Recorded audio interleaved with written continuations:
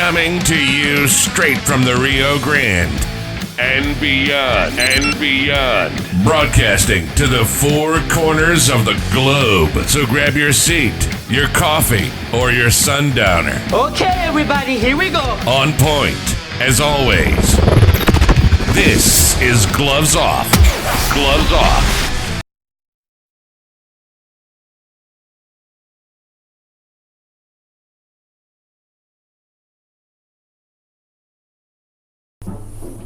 Back at you in Gloves Off. I'm Paul Buitron. I'm here with Roque Vela, and we're touching base on his race that's coming up and what needs to change here in Laredo. How we doing, bro? Doing well. How are you doing? Doing pretty good. Good, So you threw your name back in the hat. Why? Good question.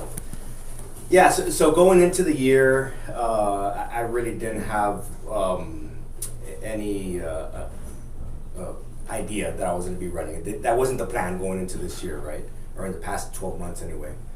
And as I started to pay more and more attention to what was going on behind the scenes within City Hall, during council meetings, and of course the debacle that is our utilities department right now, and the lack of administration, whether it be a city attorney, which finally we do have a permanent city attorney now. Obviously our city manager's office has been a revolving door. We have a lot of interim department heads. Just a lot of instability within our city government. And as I saw that and saw more and more, or heard more and more of the people that are going to be running for the office of the city of Mayor of the city of Laredo, and nothing against those people that are going to be on the ballot. There's a lot of good people on there. But I think I thought we needed to have somebody with experience, somebody that's done it before, somebody who's been a part of a functional, stable city government. And I would have been remiss had I not thrown my name in the hat, knowing that I can do something about the current situation that is right now. And that's why I decided to run for mayor. We need to have stability. We need to have somebody who's been there before. We need to have somebody that knows what they're doing, and more importantly, we need to have somebody that has a backbone to be able to do what's right. And I think I possess all of those ingredients. What you said is all true, because it's all happening right now, and we're seeing it, and we're the ones that are paying the price. This administration, or I would say Pete Sines' administration, they've lost the quorum a long time ago.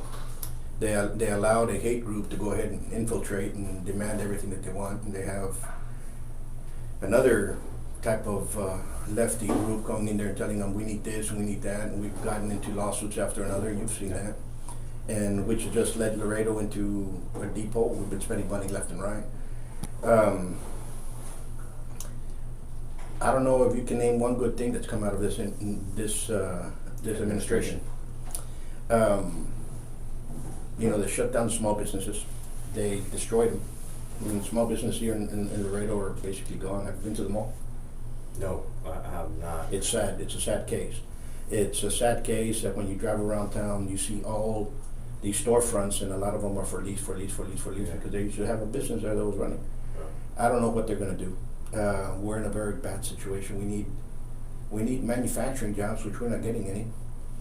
They keep saying, import, export. Of course, it's bread and butter. But it's a bread and butter here in Laredo. But warehouse jobs is not for our kids. Our kids are going to school. We need some type of manufacturing. In fact, manufacturing jobs, period, which we're not going out and getting. They claim, but they're not. Mm-hmm. Carpentry work.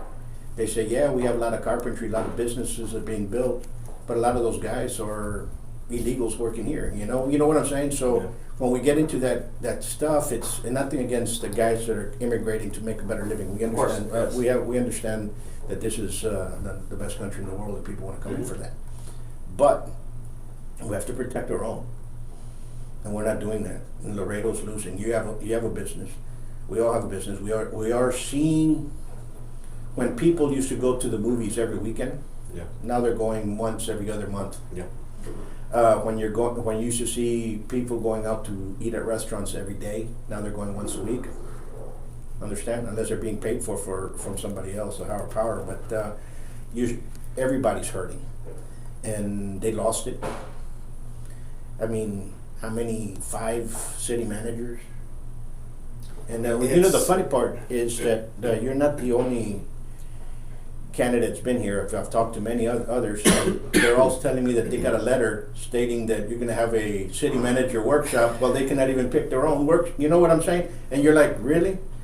Yeah. You guys should go to that workshop long ago because you're telling us to. But you know what I mean? You know what's funny about that letter that was sent from this administration is that is just the example of how inept this administration is. Like the idea, you haven't been able to pick a city manager for almost 8 years, right? Going the better part of 8 years. And now all of a sudden, with 5 months left, you're somehow gonna you're finally gonna pick a winner, and you're gonna get one with all this instability, with the revolving door that is a city manager, with the lack of decorum within our city council meetings. It's gonna be very, very difficult to attract a city manager that is able to, like, someone that we're going to be comfortable with, somebody that you can say, hey, this is a guy that we want running the city of Laredo. There's not going to be anybody worth a damn that's going to want to put their name in the hat. And not only that, the majority of your city council is going to be new. There's 5 council seats that are There are 5 seats that are open. Yes. So a lot of people don't know that. There's 5. 5. That's the majority of your city council. So And when you that's have a a new, danger. when you have a new administration, 99% of the time you get a new city manager. That's like, if you have a new ownership group that comes and buys an NFL team, you're going to get a new head coach. Just the way it is, right? It's kind of the same situation. So why would you bring in another permanent city manager, knowing that the majority of your city council is going to be new? You're just setting us up to have yet one more city manager that's going to give a payout. Let's just get through this next 5-6 months. Let's not make things worse, right? Let's not bust any more water lines. Let's not spend any more money that we don't need to spend. Just write it out. Don't make it worse. You're not going to be able to fix the last 8 years in 5 months. It is what it is. Let's get through it. Bring in 5 new people and right the ship. Because I mean, there's just so much instability in this. The past 8 years have been nothing but politics, right? They came in saying it's not going to be about politics. It's going to be about running the city, and it's been the exact opposite. This new administration that comes in, my administration, when it comes in, is going to be about one thing and one thing only: running the city of Laredo business. Because that's what it is. Let's get back to the basics. Let's make sure our streets are paved. Let's make sure that when you flush your toilet, it flushes, right? Like, we have water. We have good, clean water. That we're not going to have any water boil. No, it's just, let's provide public safety. Let's make sure that we're helping the small businesses. Because you're absolutely right. Times are tough right now. Times are tough for everybody. And the times are tough in our national economy. We still have, COVID is not over. There's still an issue. It's still lurking out there. Inflation is obviously a huge problem. Those aren't things that we can necessarily control. Like us, the city of Laredo. What we can control is our city government. What is happening in our world, in Webb County. Absolutely. And what we have to do is ensure that we have the basics. Ensure that the city of Laredo is able to provide those basic necessities. Once you provide those basic necessities, then we can start expanding, right? Like, let's start trying to attract more business. Let's start trying to get a city manager that's going to stick with us for more than 6 months, right? All those things that once we have all our bases covered, once we're functioning, once we're stable, then you're able to attract the city manager. Because right now, the stigma that the city of Laredo has, it's very, very difficult to attract anybody from outside the city of Laredo and say, yeah, I want to go work for the city of Laredo. We have to be able to get our ducks in a row and be stable and then move forward. No, you're correct. And there's a lot of issues with this, and we're not nitpicking each one, but the thing is, it's in our face. We've lost faith on our law enforcement. Through the COVID year, we saw the way they became very tyrannical. Mm-hmm. We saw that. So we need to really adjust. We have to call them out. Not call them out. We have to call them out. We have to literally you know what, this is not for you. You can't walk the beat, but maybe you can still be a police officer, but all you're going to do is file in the filing cabinets and mm-hmm. mop the floors in the police station. Do that. We have to look at those in the police, and I'm not knocking down the police because we have some great guys out there, and that's badgers. We can't allow the unions to push people over and say, if you don't do it, we're gonna get somebody else to run for you, or else you give us another 20,000 pay or what have you. You understand what I'm saying? We can't allow that to happen, not anymore. Right now, at this time, we can't. We do need more growth in the city. The city is kind of like, it's growing in populace, but it's not growing everywhere else. You understand what I'm saying? It's just not. We can't have the second, how can I say, the double standards. They do this for you and they don't do that for that other individual over there, and this person that's gonna go open up a business over here. There's so many departments that have to, I say have to be cleansed and brought back and hire new people. It has to happen. Somebody has to go in there and say, you know what? It's now or never. Yeah. Because if we get 5 individuals in there and they're all running, remember the left doesn't sleep.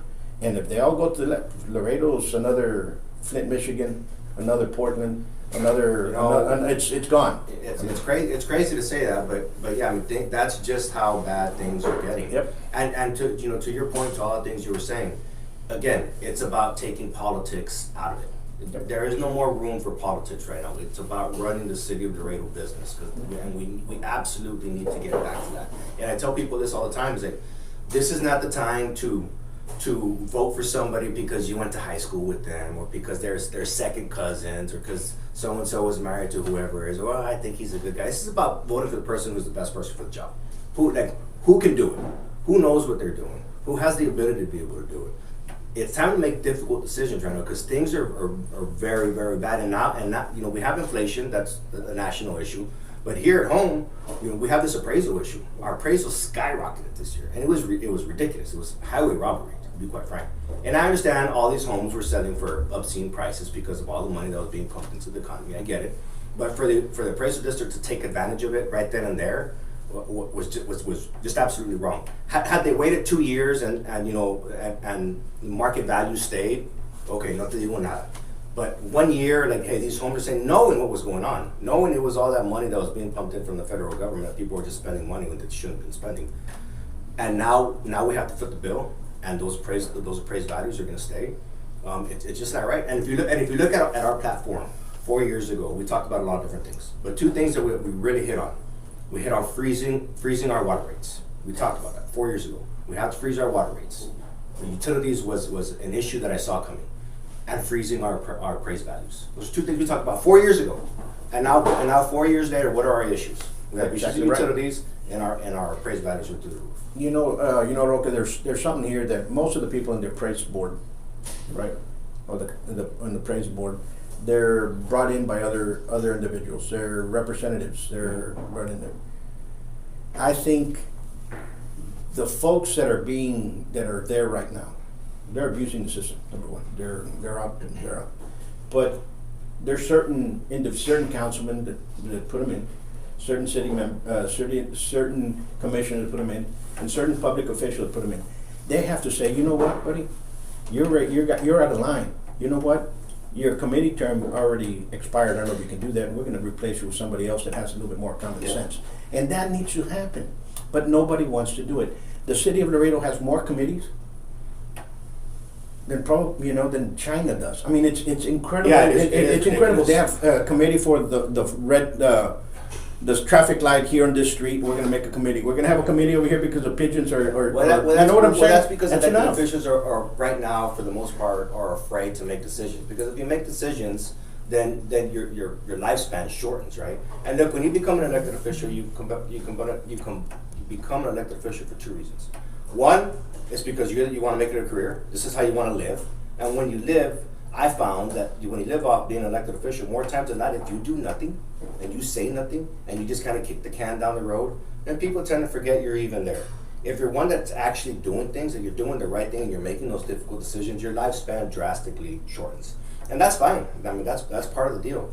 I'm one of those type of elected officials that like to take the bull by the horns. And when I'm there, and I said this the last time I was serving as city council member, it's like, I have 4 years. I know that I have 4 years. And if I'm going to be effective these 4 years, I'm going to do things. If I don't win my re-election, it's not because I didn't do anything.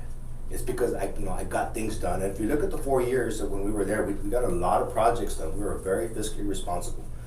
District 5 didn't have an ambulance. One of the largest districts by landmass, by square miles, the largest districts in the city, didn't have an ambulance within the district.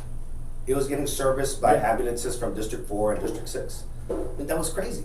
We bought an ambulance, that's working out of the fire station on Loop 29. And when you get an ambulance, you need 9 firefighters to be able to service that ambulance 24/7, 365. So we hired another 9 firefighters to make sure it's serviced. We did that. We extended Bartlett. We built Bartlett Soccer Complex. We did various drainage projects. We did overpasses. In 4 years, we got the overpass at McPherson, International, Clark, and then the flyover over I-35 too. That's 4 projects that we did in 4 years when I was on the MPO. Since then, what's happened? Not much. And we got a lot of things, the ball was moving forward. And unfortunately, when you're an elected official and you're actually getting things done, for whatever reason, it bothers people that are within power, if you will, and you become a target. And that's fine. Again, absolutely, that's part of it. But you know what? With that being said, maybe we should bring down the terms. You get 1 term. If you can't do it in 4 years, out you go. We don't have another chance for you to be out here monkeying around for another 4 fucking years. Yeah. You know what I'm saying? And people need to understand that. You got 4 years.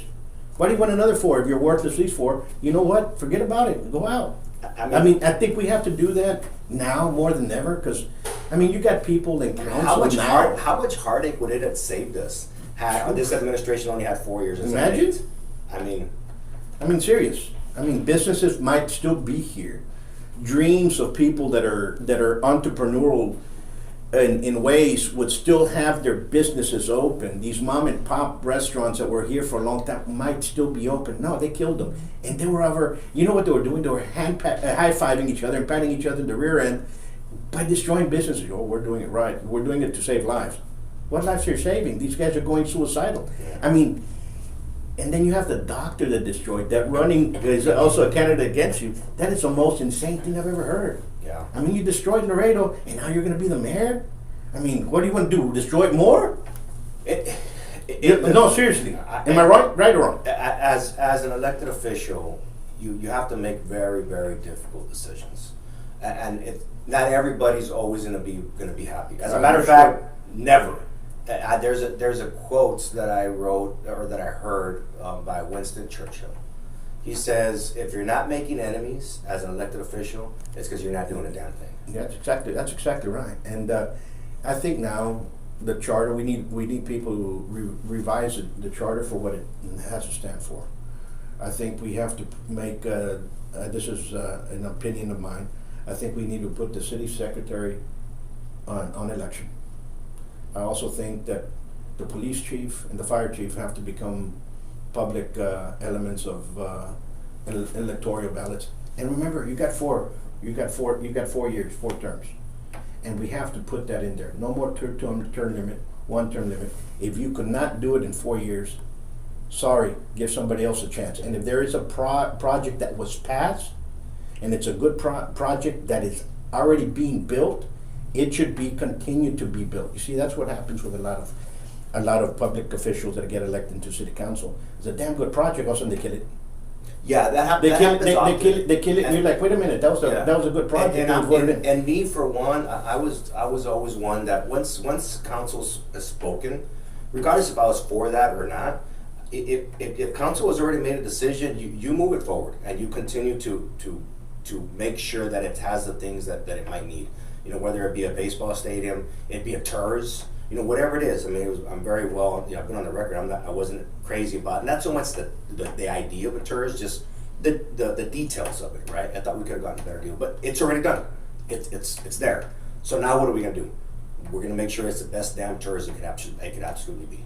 That's the idea moving forward. And I agree with you because you just keep going. You take two steps forward, 1 step back. And as far as the electing city secretary and our chief of police and all that, is that really the answer though? Because we're electing our city council members right now. Are you crazy about our city council members? Well, what we need to do is not so much revise our charter. There are some things that we'd like to change, or I'd like to change, and I'll get to that. But how about let's actually follow our charter? That's what we actually need to do. Everything was lost in 2020. They trampled all over the United States Constitution. They trampled all over the charter. The Texas Constitution was trampled all over the place. So, and they're just saying, no, look at me, we're doing the best job forward. We're saving your lives, really? Yeah. No, you're not. Don't come up with this BS. So Understand what I'm saying? So one of the things that I'd like to change, and of course all this, whenever you're making a change in the charter, it has to go to election, Sure. as you know. But one of the things I'd like to change is not allowing city administration to be able to sell bonds for discretionary funds. Because we're giving $500,000, $1 million to city council members, and they're spending it on pet projects. Nothing that's actually moving Laredo forward. So, and when people, so a lot of people don't know this, is when you're selling a bond, that's a 20-year loan. 20 to 30 years sometimes. Sure. For the average, it's 20 years. It's a 20-year loan. That we're borrowing money against, for the most part, our property taxes. Sometimes it's our sales tax. 99% is the property taxes because it's the most stable one, right? We need to get away from that. We have to stop allowing our administrations to sell bonds for that purpose. And the only way, like, if I were to win, I could do that as a mayor. I could have enough influence to be able to say, we're not doing this. But then once I'm gone, I'm gone. They go right back to business as usual, right? The only way to stop it is to make that change in the charter so that it's not allowed anymore. Absolutely. And the reason I say the police chief and fire chief is the unions won't be bothering all the remainder. They'll be more concerned with electing their own. Understand? Because they're doing it already right now. They're influencing the charter to pick the chief and the fire chief, the chiefs. You understand what I'm saying? And sometimes they're not good chiefs. They're not leaders. They're just some follower that's been up there. And we need people right now that are going to lead, and it's going to lead because the first responders. Let's get this straight. First responders are above grade. Okay, top of the line. But there's a lot of issues right now, and the city of Laredo, the Laredoans, have lost faith in the city government, have lost faith in the police, have lost faith in their doctors. Why? Because of the way they acted during 2020. In 2021, they just did the same thing over and over. And right now, it's kind of like nonchalant. Who cares about you guys? So we need to bring back our citizens to have the faith in the city, and right now it doesn't. And whoever goes in there as mayor has to put all this together. Yeah. And there's a lot of wrongs, and everybody can point fingers. And I'm the first one. I have faults as well. I'm not here to judge anybody, but it's what the experience is. Once it becomes a personal towards you, like I'm going to go after your business, I'm going to go after your family, I'm going to try to destroy you. Right now. Then that's a different story, and that's what happened during that year. You guys went after us on a personal basis, and I'm sorry. Well, look, it all starts with your city manager. Yeah. And leading, not just leading, but leading by example. Like when you're saying one thing in front of the cameras and you're doing other things behind closed doors.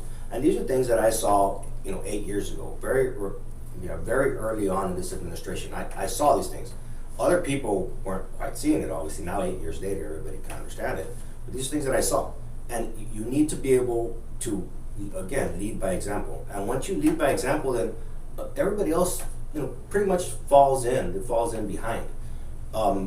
If you're able to do that and you pick a city manager, a strong city manager that has the support of the administration and the city council, you'll see things start to change very quickly. You'll see the actions coming out of the third floor. The way people are carrying themselves. Right now, morale is very, very low within City Hall and just the city as a whole. And it's because they're just, they're frustrated, they're tired, they're discouraged by things. And things are going to change one way or another. Well, it's either going to go, this is the way I look at this election. It's either going to stay the same, or we're going to start doing some good bit by bit, or it's just going to go poof, all the way down. Yeah, and we can say, you know what, we're moving to San Antonio, where are you moving to? Because we're going to lose this. That's what's going to happen. That lies to the people of Laredo. What choice are you going to make? Are you going to make the choice with the person that knows what they're doing, that's been there before, that understands the changes that need to happen? Or are you going to vote for somebody because you know them, because you went to high school with them, because they're married to so-and-so, or whatever it is? That you have to literally leave whatever perceptions that you might have and just be objective. Who has the track record of being successful, who's led before within the city council?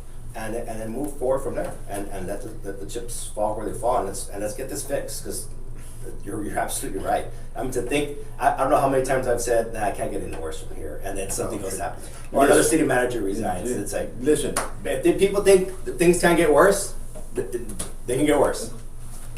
back in, not last December, but December before that, there was a huge group of small businesses that were coming together that wanted to do a recall, wanted to recall the mayor. Mm-hmm. And I talked to some individuals. Not he only has 2 years. How bad can it get? I mean, look at what he did. Sure. And they came back and they said the same thing in January. They wanted to recall him and they wanted to recall several.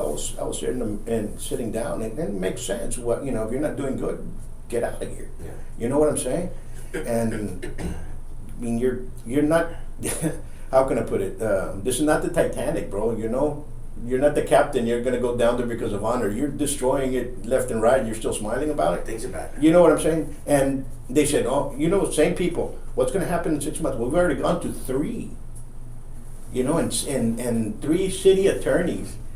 The best one in the state was from Irving. He came down here and he left and he said, here's your bullshit.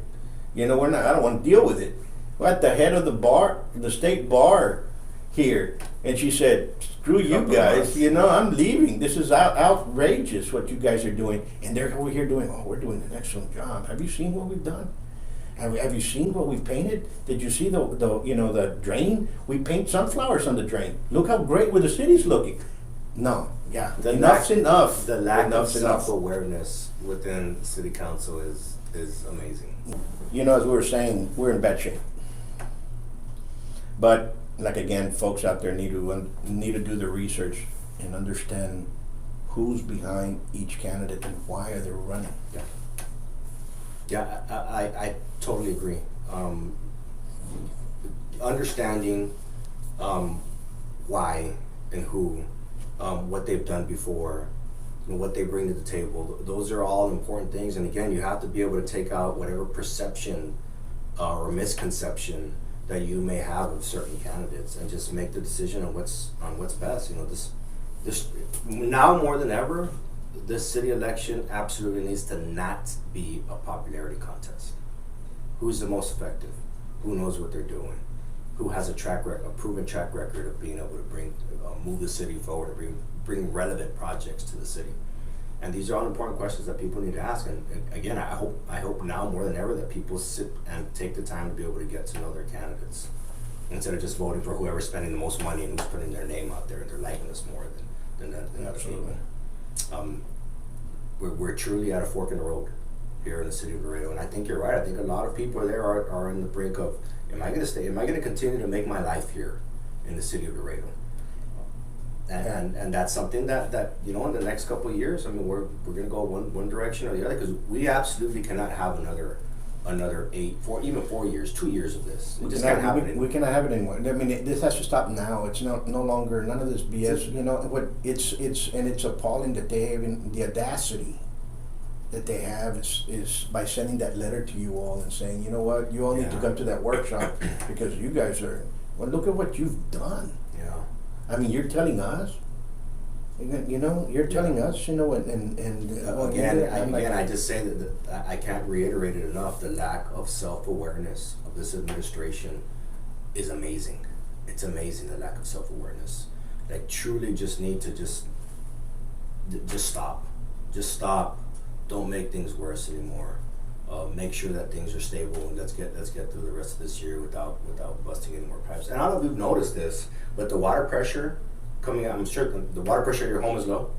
And the reason they're doing that is because they just don't want to bust any more pipes. They weren't able to manage the water pressure, and that's why they kept jackhammering these pipes. And some of them are older. I mean, they were older, and they need to be replaced. Not at the tune of $500 million.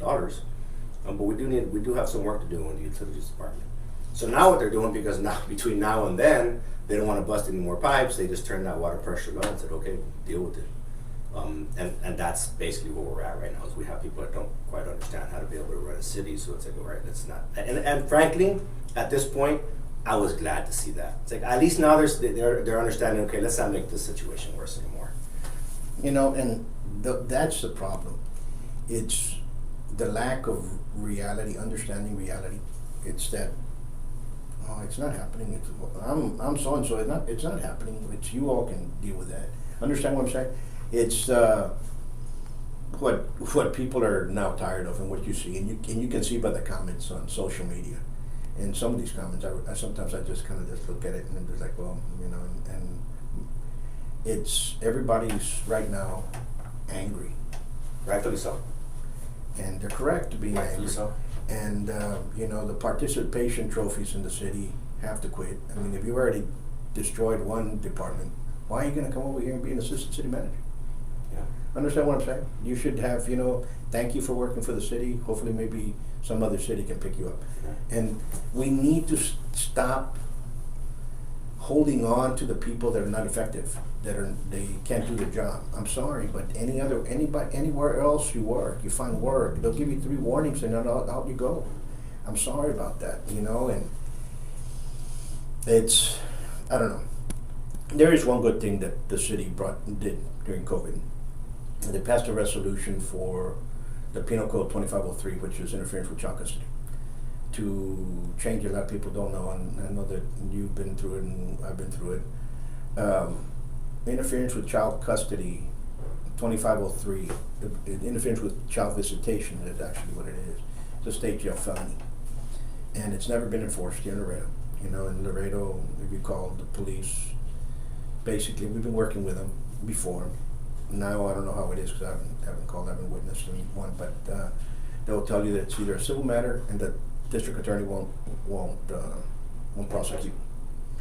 So they have your child, and that's where parental alienation comes in. And this is not to arrest anybody, no. But both parents were decided when they get to see their children by a court. It's on a decree. And if you're non-custodial parents, usually non-custodial parents, both men and women, they get the shaft here in Texas. Yeah. And unfortunately, that's what happens. And law enforcement has done a great job for continuing with that alienation. So they passed. We came up and we've been working with it because we had an incident that police officer during that, you know, got his feelings hurt, takes a couple of steps back and goes for his gun, and I called the police. And that officer's still working. Nothing ever happened to him. And unfortunately, we came up and we did a resolution. We worked with their district attorney, with State Representative Richard Raymond, which is doing an excellent job defending this. And we came up with the city, and everybody in the city it passed unanimous, that you have 3 strikes. You get a ticket now. You don't give the police go out there and write you a ticket. Mm-hmm. But it hasn't become law, so it couldn't become an ordinance because there's already a law. So it had to get approved by our legislation and our senators and our Texas government for it to become law, and a municipality can adapt it, right, and say, you know what, from now on this happens. And I think I think that's a good way. And there's some changes right now that we're working on because a lot of moms are saying, well, what happens when the father doesn't come pick it up? He should also be held in contempt as well because he's supposed to go pick him up, period. You know, and there's nothing better than being in your child's lives. And sometimes some of us have a hard time being there, but when we're there, we're fathers, and you have to have that presence, okay? I think that's something that people definitely, unless you've been through it and you don't understand the nuances and the complication within, you know, the relationships between the parents, and a lot of parents taking advantage of the fact that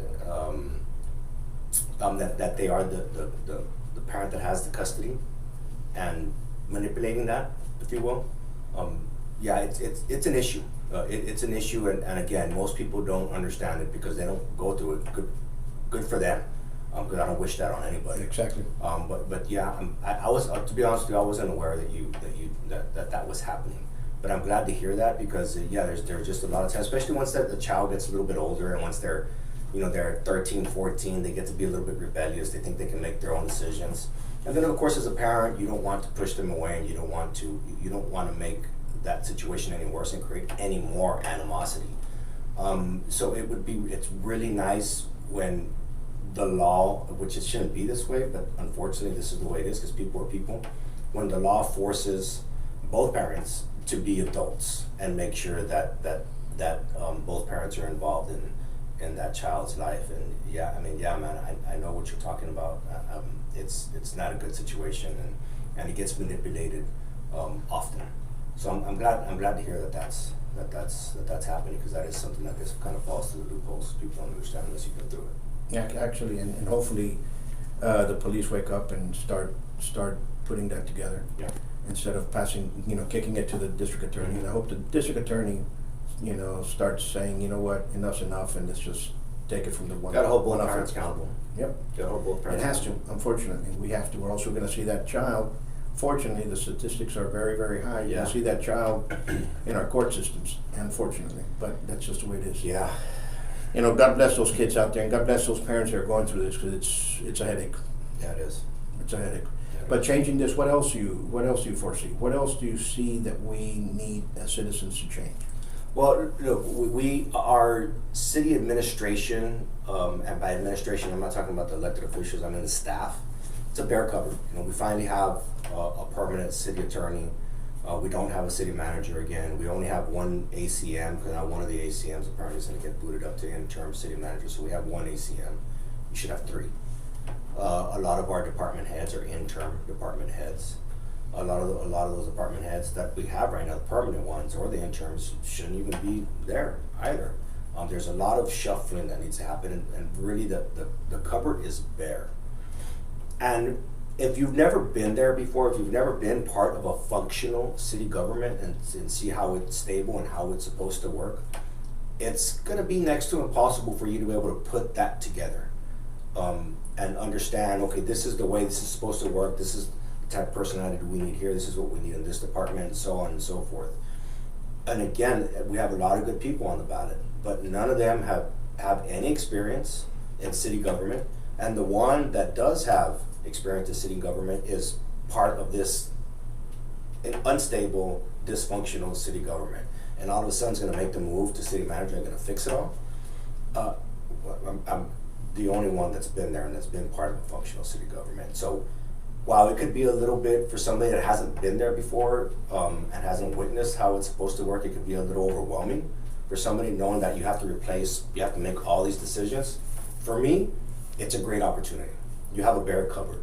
So it's an opportunity to be able to go in there and get a strong city manager. It's an opportunity to be able to go in there and get somebody, a strong director of budget. The opportunity to get a strong utilities director. All of these departments that need to get filled. I mean, it's a great opportunity to be able to move our city of Laredo forward for the next 10, 15 years if you just get the right person in there that understands what they need to do it. And it's going to take politics out of it. It's going to do what's right, regardless. If I'm there for 4 years, great. I can promise you this, and my track record speaks to this. In these 4 years that I'll be in office, I'm going to be effective. We're going to get things done. We're going to get things done for the right reasons, not because it makes sense and it's going to get me elected. When I get the job, I get the job to get the job done, not to get reelected. Not to say that I don't want to get reelected or that I wouldn't want to get reelected, but it's just about doing the things that's right. And sometimes, unfortunately, it rubs some people the wrong ways because it wasn't the best thing for them, but it's the best thing for the city. Absolutely. There's an old public official that he passed away. He said, you're only as good in Laredo. You're only as good as your last favor. And unfortunately, that's the way some of these politicians think of themselves as. And I think we have to understand that Laredo's Laredo, and we have to make either we're going to make Laredo go forward or it's not. And right now is the crucial part that the double standards have to stop. Yeah. There's a lot of change going on, and people don't like change. Unfortunately, people don't like change. That's why people don't sometimes they move ahead. I look at Laredo the same way. Look at Laredo as all those folks that are saying, you know what, I'm going to go learn martial arts tomorrow. But first of all, I have to get a job, then I have to do this, and after that, and then they call you 6 months later, and you're still in the same position. And then they call you a year later, and they're still in the same position. You know what I'm saying? So it's. We can have all the dreams we can, but we need to get people in there that that know what they're doing. Well, you need to stop talking about the dreams and actually be proactive about attaining those dreams. You know what I'm saying? We have to. There's a lot of wrongs, folks. There's a lot of rights that are going out there. There's a lot of rights that are being pushed away. And right now is the time to stand. So, number one, thanks for being here. Thank you for having me. And thanks for standing up. And all the rest of the candidates, because it's hard. Running a campaign's hard. Absolutely. But folks out there, we'll leave you with this. You all be safe. Stay safe. Hydrate. It's hot. It's going to be a hot week. 108. And much peace. Till next time. Have a good day.